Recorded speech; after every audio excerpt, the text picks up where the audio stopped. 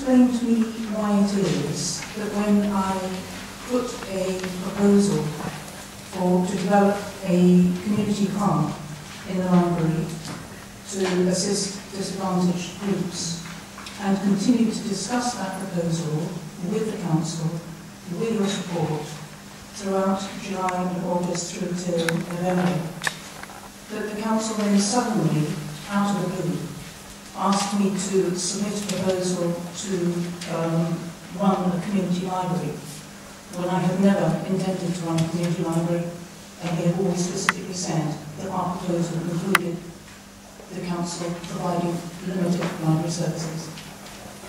The decision of Cabinet at the last Cabinet meeting was that we wanted a community library to take stay within Friern House if the community could come up with a proposal. I'm sorry that your proposal didn't meet that, but that was a distinct wish of the Cabinet decision. Why would you continue to discuss something with me and pretend that you were supporting my proposal when you clearly weren't? Can you give a break, please? I've got nothing further to add to the comments I've already made.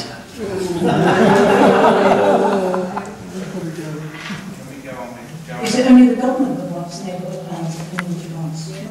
Is it not? Yeah. I used to be very proud to live in London Borough of Barnet. I grew up here and longed to raise my own children in a borough that was proud of its position at the top of all the educational league tables and invested heavily in education and literacy. Alas, how things have changed. Now when I was from Friern Barnet, it's like mumble, near Enfield and Haringey. I am ashamed of what my borough has become. I'm sure that these have already been made public, but Not at all. We'll make sure you get a copy of them. Do you not have... I don't have them to hand immediately now, but we will make sure you get a copy. Do you not... Does no one here know how much money will be saved? I'm sure you wouldn't put anyone to make an estimate of that now. That would be better than we've had up to now, yes. We can let you have the figures unless Robert, do you want to say something? The library strategy as a whole is taking £1.4 million out of the budget for the library service, which includes the removal of Friern and North Finchley and merging it into the Arts Depot. The capital receipt for the building will be determined by the markets. Good evening. My question is, why did the council choose to keep open North Finchley Library until the landmark library and Arts Depot is ready, and not Friern Barnet Library, particularly in the light of the strength of feeling amongst Friern Barnet residents against the closure and the fact that Friern Barnet costs less to run than North Finchley Library? Because so many more people use the North Finchley Library.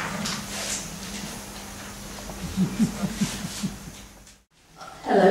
Yes, after persuading everyone from the golf club to go and buy their vouchers from the car parking vouchers from the library, I was quite upset to hear that the library would be closing and we wouldn't be able to get in there anymore. And our local businesses do not sell them, as I am aware, so there's nowhere within the vicinity of Friern Barnet to get the car parking vouchers. Can we? The retailers can of course stop them if they so wish, but by definition these people will be car users and will be able to go to other libraries and get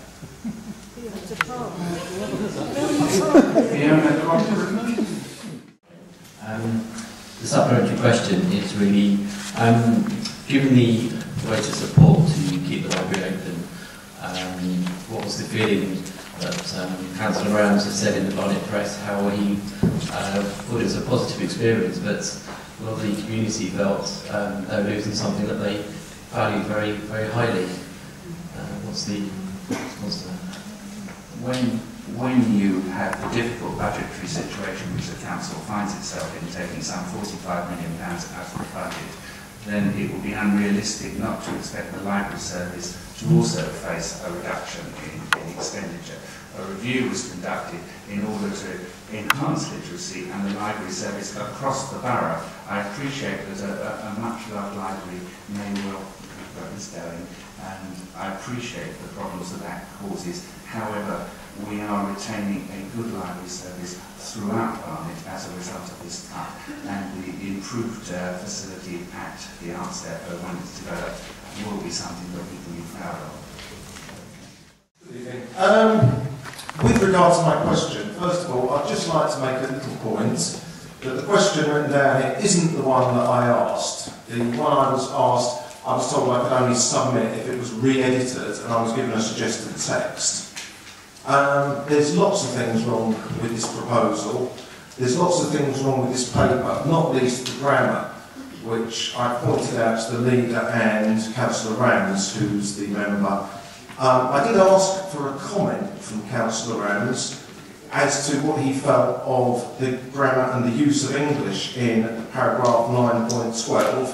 His response to that was, "We will endeavour to check the papers more thoroughly in future." Now, first of all, what I'd like to do is just make the point that I believe literacy is a basic skill. Barnet has a very good education service, and I've got no criticism, I've never criticised that.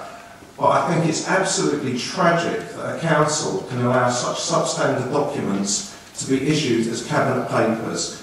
And I think that this response is totally inappropriate. And what I would like is I'd like some commitment from the leader and the member responsible that they will do something to ensure that at the very least we have clearly legible and clearly readable papers in future. Could they do that? Yes, Mr. And Councillor Rams? No, there's a question to the leader, I'm afraid. You've got my assurance. And yes, I'm somewhat of an anorak about grammar and spelling myself. And were you happy with the grammar in that? Yes. Just coming back to the question of grammar.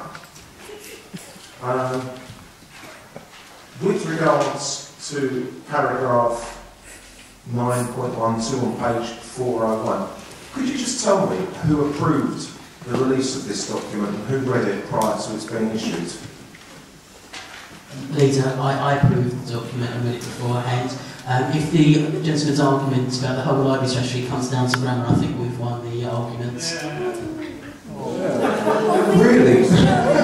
I'll be proud if they agree with you.